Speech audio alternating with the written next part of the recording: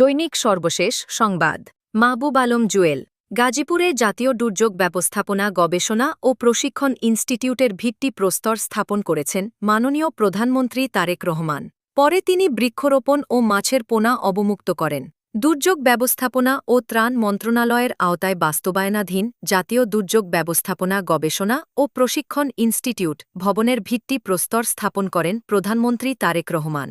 এ সময় তিনি বলেন, দুর্যোগ মোকাবিলায় দক্ষ জনবল গড়ে তুলতে গবেষণা ও প্রশিক্ষণের বিকল্প নেই। পরে গাজীপুর সিটি কর্পোরেশনের কর্মচারীদের সঙ্গে সৌজন্য সাক্ষাৎ করেন প্রধানমন্ত্রী।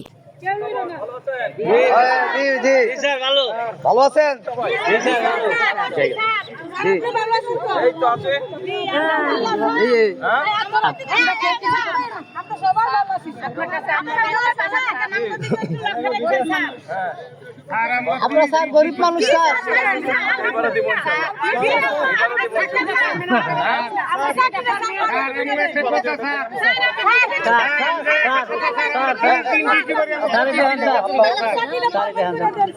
আমরা 30 দিন ডিউটি করি, আমরা প্রতিদিনের বেতন দেয়।